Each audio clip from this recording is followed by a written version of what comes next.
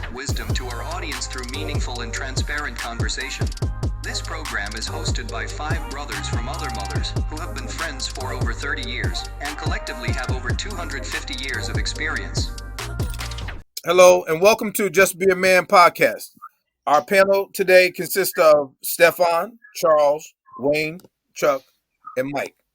And tonight's topic is how men are impacted during divorce.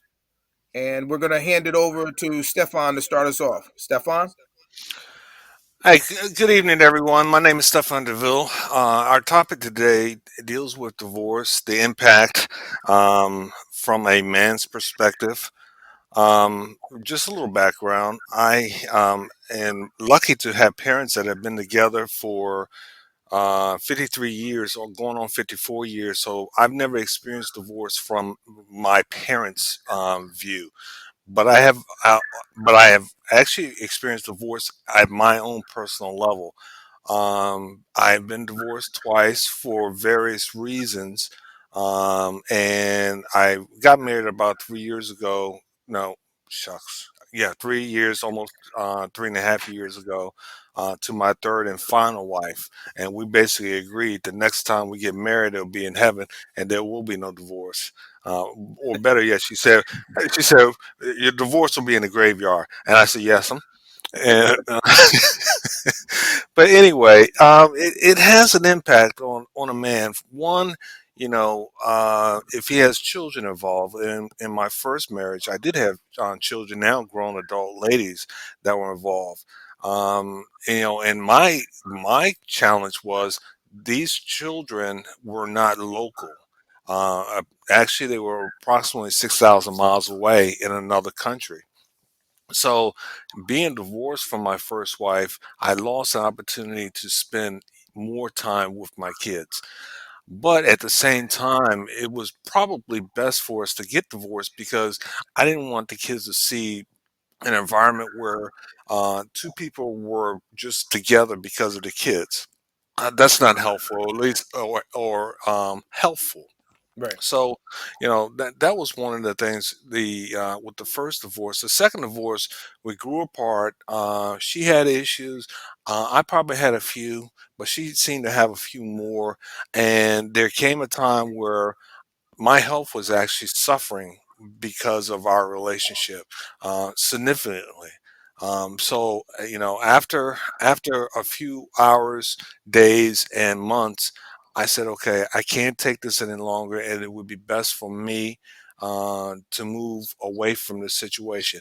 Now, with the second divorce, it cost me a nice penny, and it was something that was a lesson learned. But the key thing is I was able to regroup, figure out my life, and figure out what was important to me. And so far, so good with my next marriage and my last marriage, because this lady is just great. So, divorce, it can be challenging for a man. There's nothing wrong for a man to cry. If he needs to, just to get it off his chest, he can cry. Ain't nothing wrong with that because we all go through ups and downs. We all go through challenges, but we got to do what's best for us. And we've talked about the fact that we're on the other side of the century mark now. All of us are over 50, so we want to live the rest of our lives happy or free. And no need to be married if you're not happy. Even if you try to work it out through counseling, through retreats. If it's not meant to be, don't be miserable in it. And especially in this time with quarantine, where you have to be around somebody that you like or dislike. You got to be happy for yourself. And you got to be happy within yourself. So those are just my thoughts. And I will return my time to the group. If anyone has a question, just holler. Well, thanks, Steph. That was very insightful. Now we're going to head to Charles. Yeah, guys. I was married for 18 years. And as it ended in divorce. I'm now remarried, very happy. But going back to my divorce situation, I felt I was married to, I would say, someone that was a great person. I mean, truly was a fantastic individual. It's just that things, didn't work out.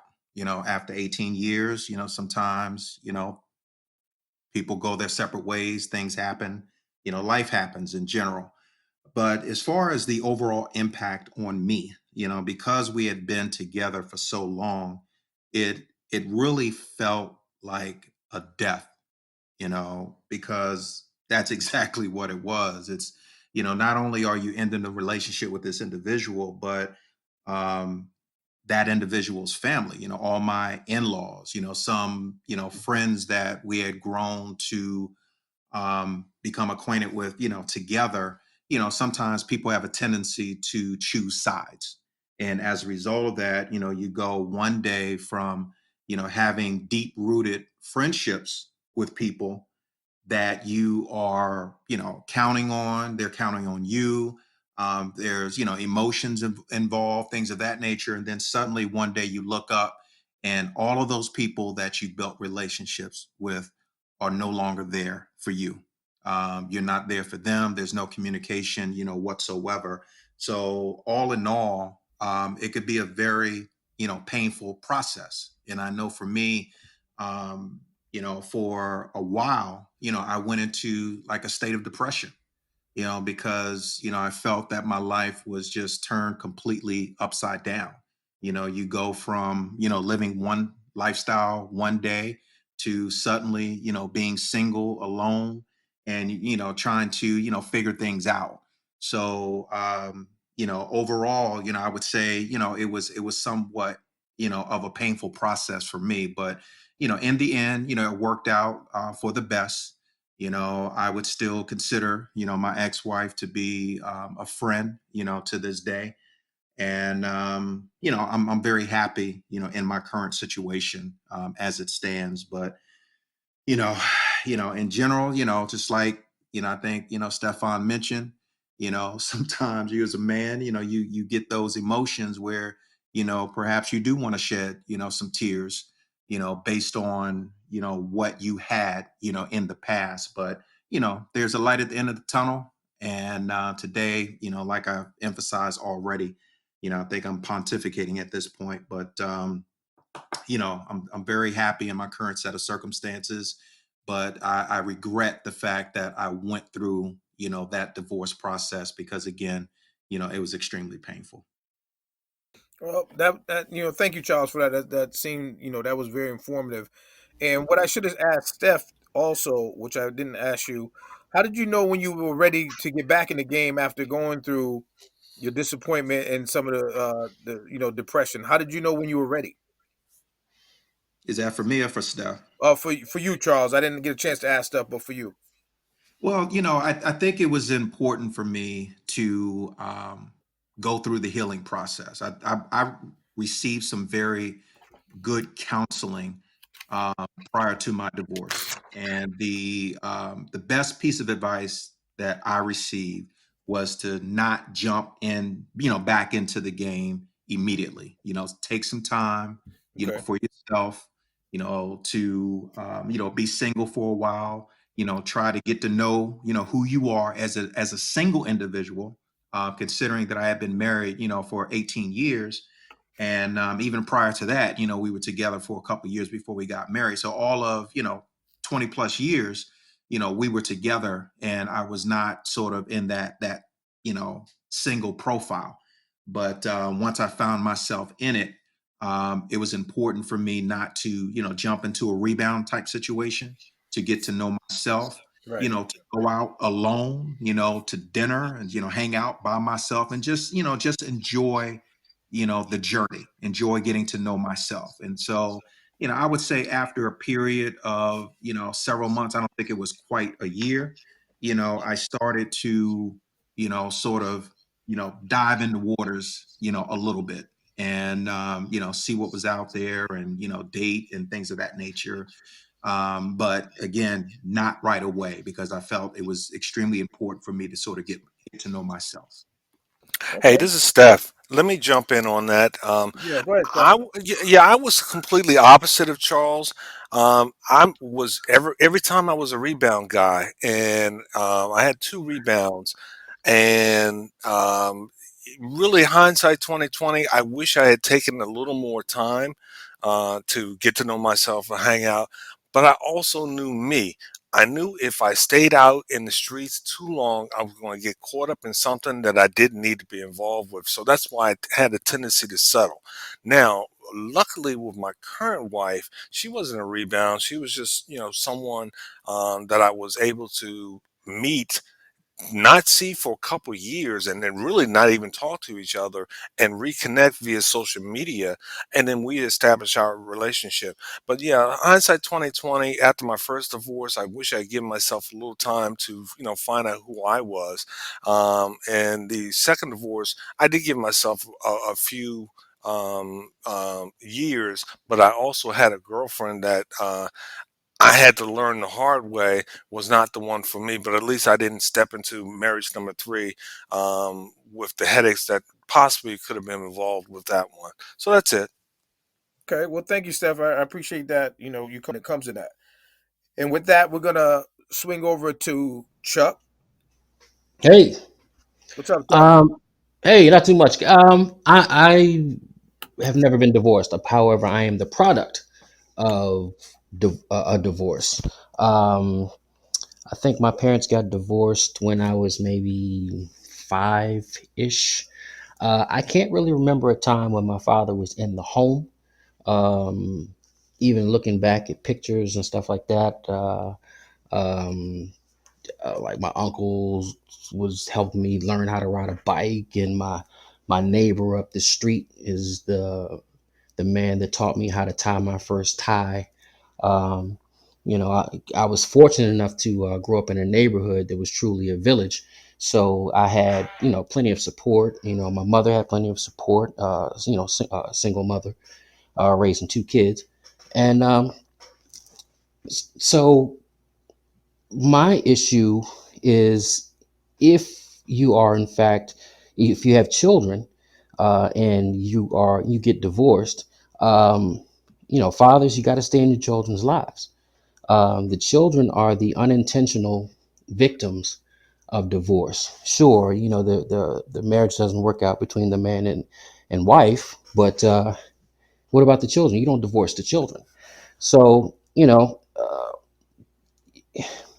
yeah, to me, I mean, there's so many things that can go wrong when the father, or even a mother not staying in a daughter's life. But let's just stay on fathers. But fathers not staying in their sons' lives. For example, using me as an example, I started acting crazy. A young man, in his later teens or coming into his teens, needs a male guidance. My mother did the best job she could under the circumstances, but a man needs a man. Again, I had role models in the neighborhood, but it wasn't my father.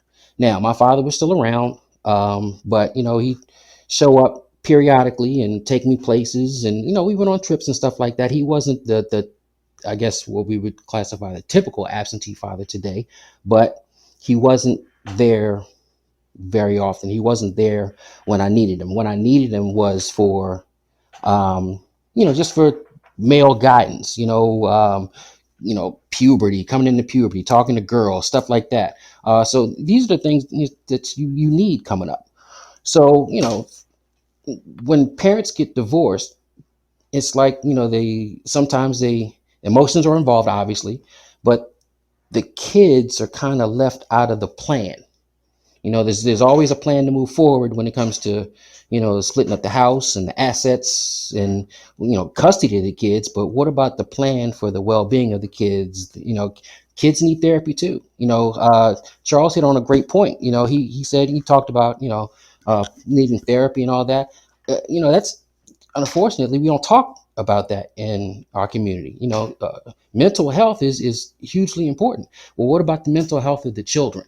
So, as a child of divorce, what I would say to anyone is, if unfortunately you have to go through a divorce, please take into consideration the long-term mental effects on your children.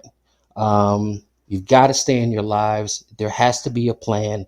Um, and if you do that, I mean, because if you divorce, if you know, it's at that point, it's not about you two anyway. It should be all about the kids. So that's my take on it. And that's it. Okay. Well, thank you, Chuck, for that insight.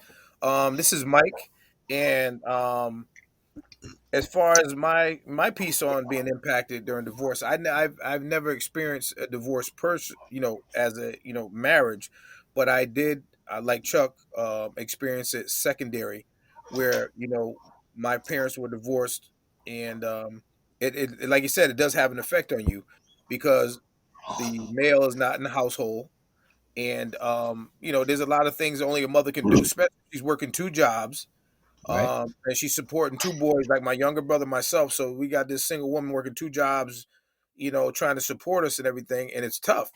But on that note, also being in a long term toxic relationship, if that's anything like why people get divorced, then I would understand. But I also understand why people stay, especially if there's some children involved. And they say you're not supposed to do that, but the right thing is to usually make sure everybody's situated before you do move on.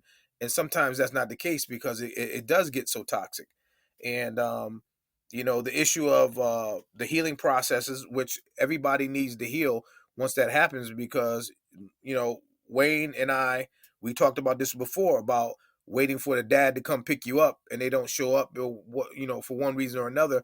All those things are like secondary divorce traits that kids deal with: not being picked up, not being having that man in their life, not having that information that they need when they grow up, when they become a teen. So divorce does have a serious impact. And in regards to therapy, sometimes in certain communities therapy is looked down upon, but I think as we grow older and as times change, we find that therapy has changed. It's not so stiff, it's a little more flexible. So when you do go see a therapist, you have your choice of male, female, your ethnicity, whatever you want, which makes you feel comfortable, which will help you alleviate some of that pain, some of that emotional stress, and some of that depression that some people might have, with the long term effects.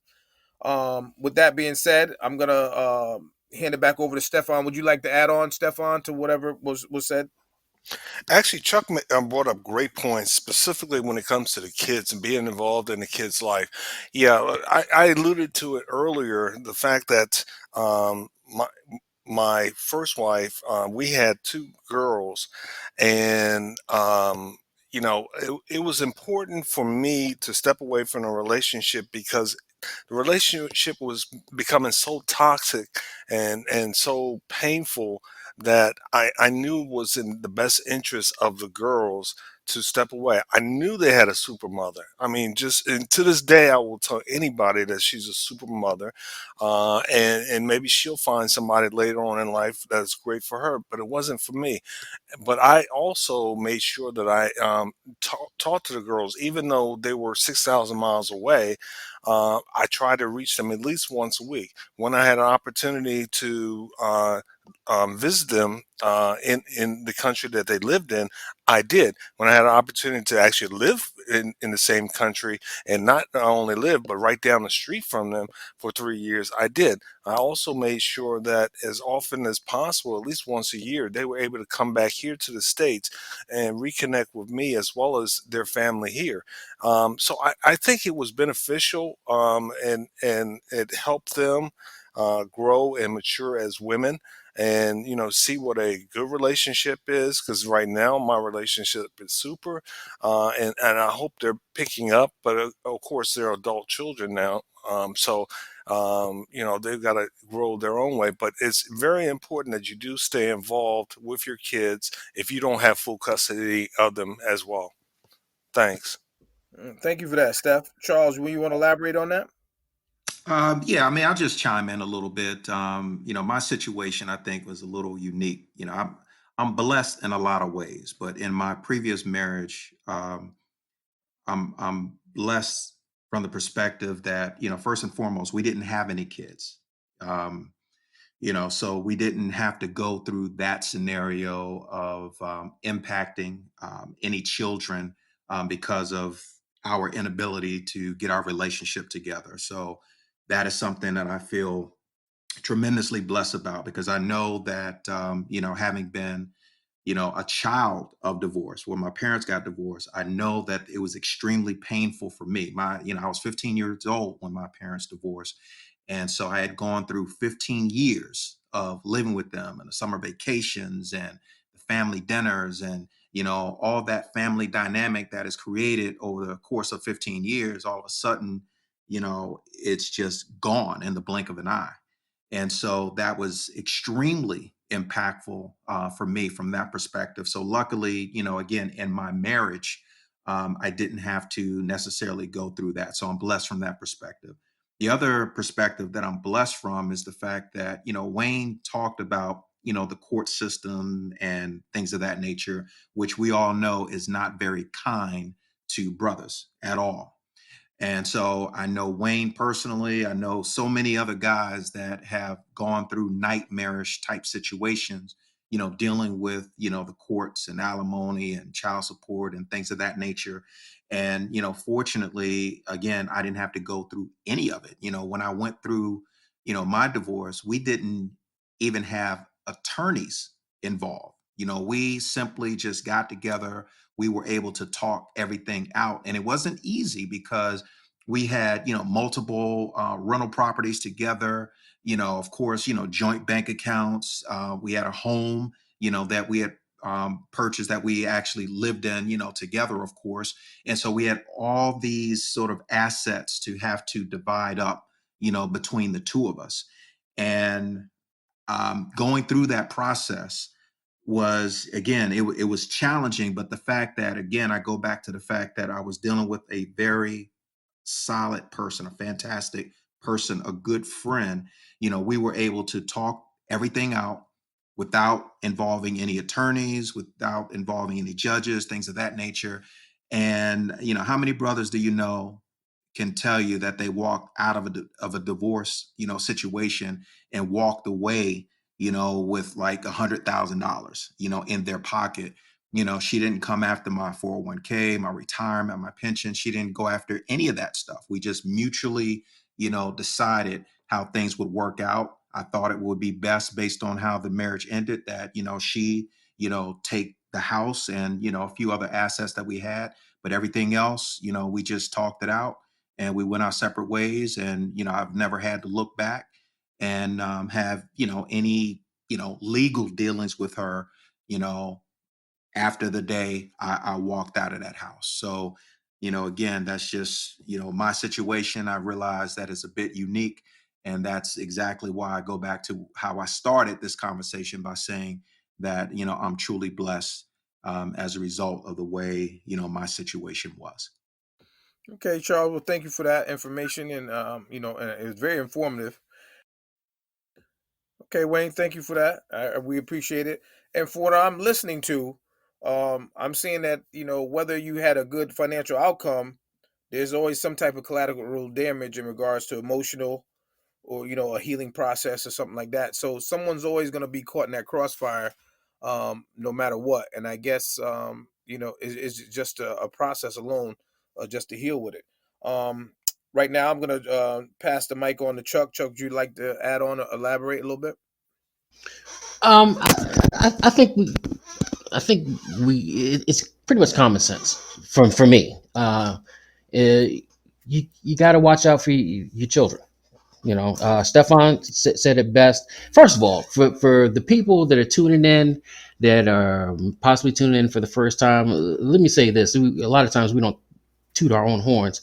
Every brother on here is a absolutely fantastic, phenomenal father. Thank you, So brother. let's get that out the way first. I've known these brothers for over 30 years, and you're getting the real deal when you're talking to these brothers. These are absolutely fantastic fathers. So that you guys aren't in the category that we're even talking about in terms of neglect for children or anything like that. But as having knowledge about divorce, um, yeah, yeah, again, and being the product of divorce, you know,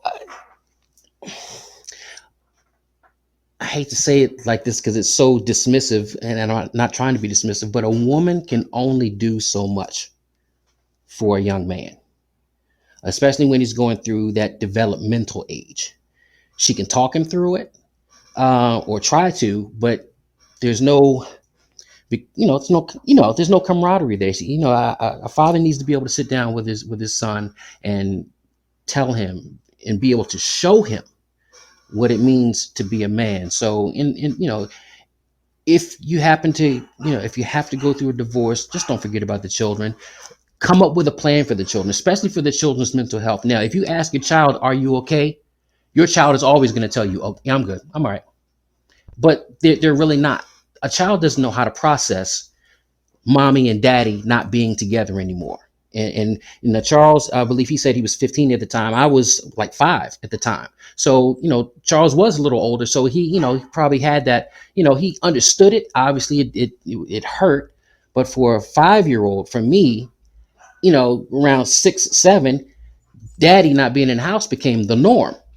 So it was just at that point, it was business as usual. Me, mom, my sister, and dad was wherever dad was. I know he's still alive, but didn't see him that often. And then after that, that's when the developmental stuff starts, because mom and my sister, they had all their bonding stuff, they're girls, and it was just me off to the side. So that's my perspective. You just have to have a plan for your children after divorce. And if you're, the father in the divorce, you've got to be there for especially your male child, all your children, obviously, but your male children, they need that one-on-one with you. Um, there's just no substitute for it, and that's my take.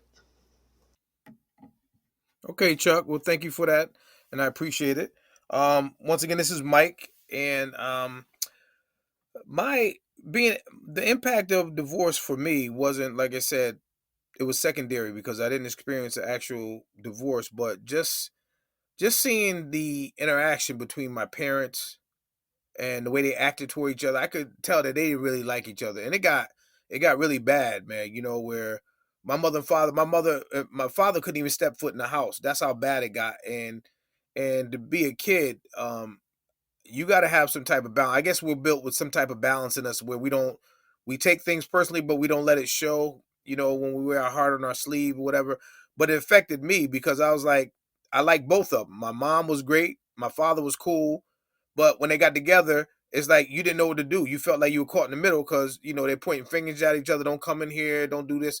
It was just tough. And I think when you're younger, like Charles's age, or younger, like even younger, like Chuck, it's hard, man. It's really hard to see two people who spent time together, built some stuff together, and now it's all torn down. They don't get along. They can't stand each other, and trying to find that balance.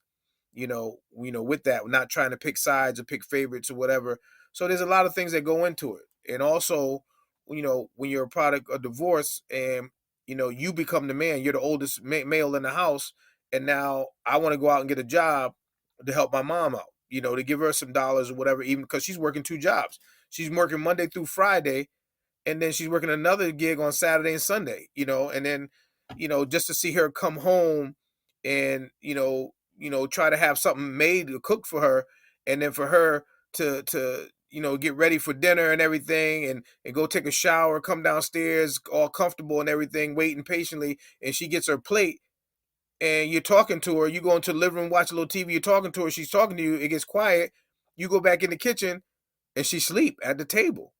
And that was kind of sad for me, to be she's that tired where she's falling asleep, with the fork in her hand. I mean, and to see that type of stuff, that made me appreciate work ethic, and it made me want to be a hard worker when I got older because she set that example for me.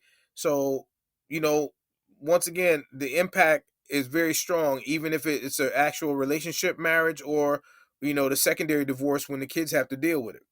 Hey, Um, yeah, Mike.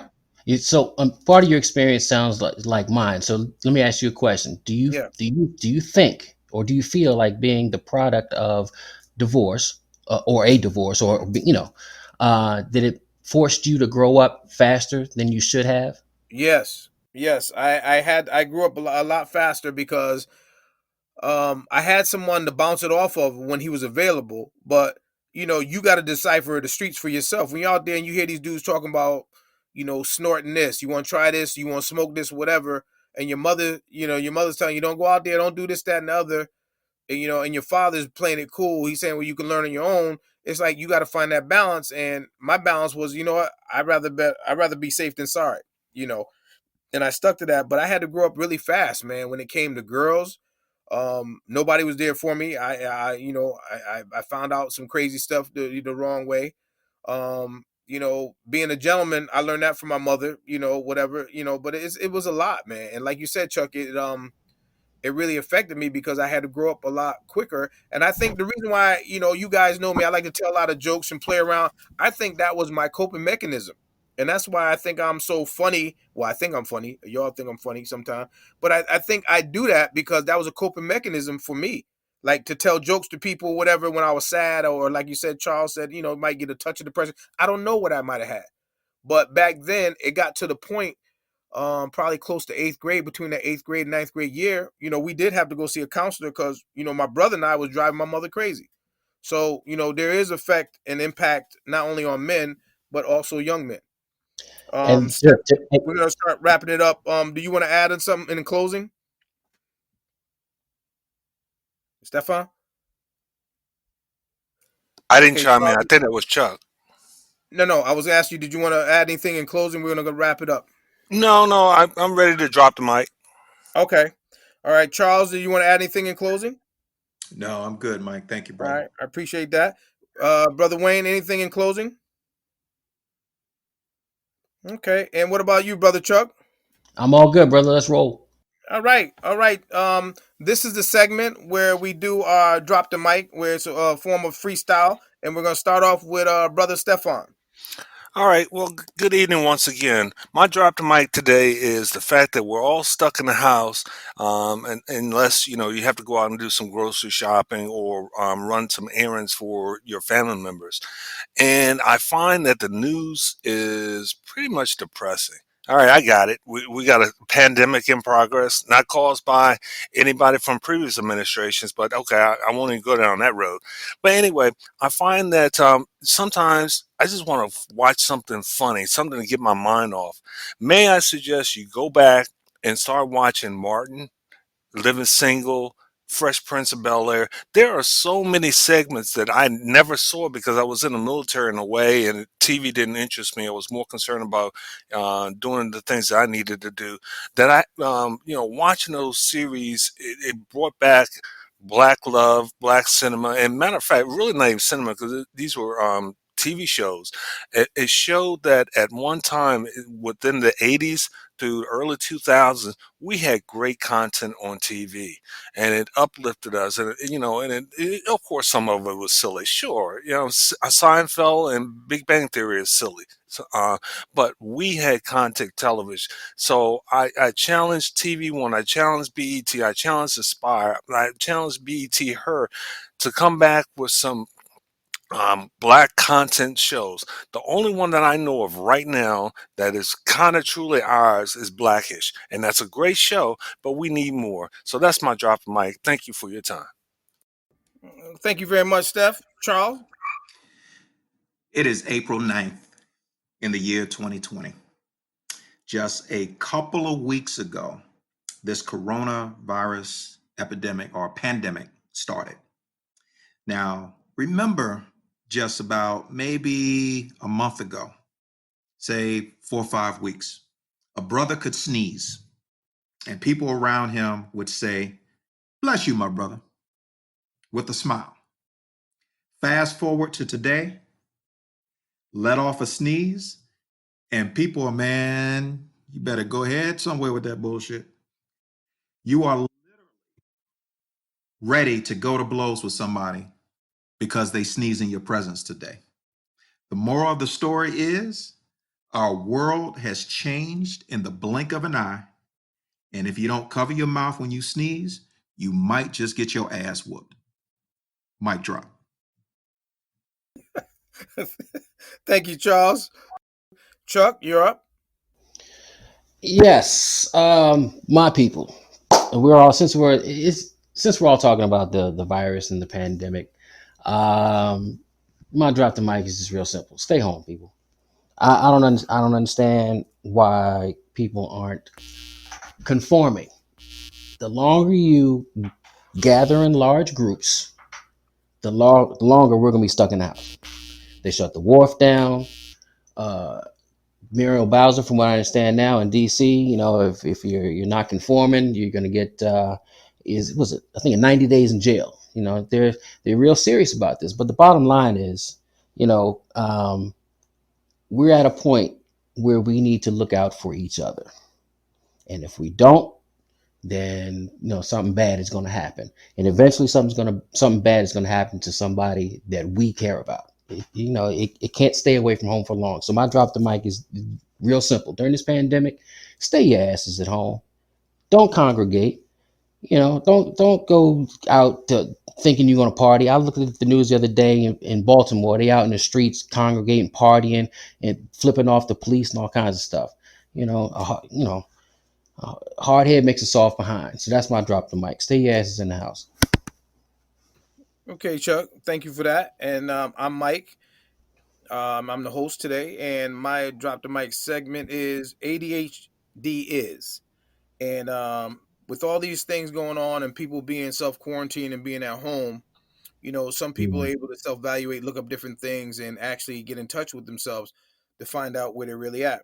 And what I found out was that, after doing some tests and talking to some people, that I possibly might have ADHD due to the fact that ADHD brains, they are under aroused and they try to get stimulation that all the brains need, and they're not getting it.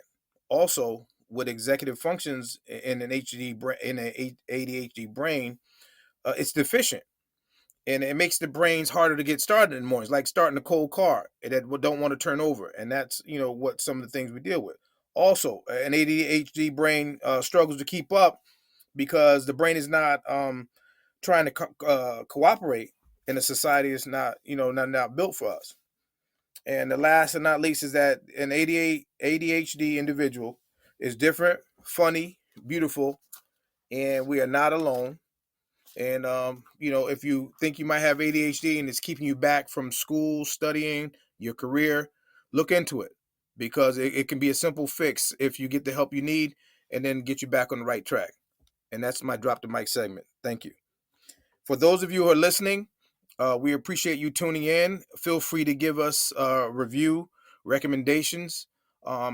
Every bit helps us to better our program, for the public and for ourselves. Thank you.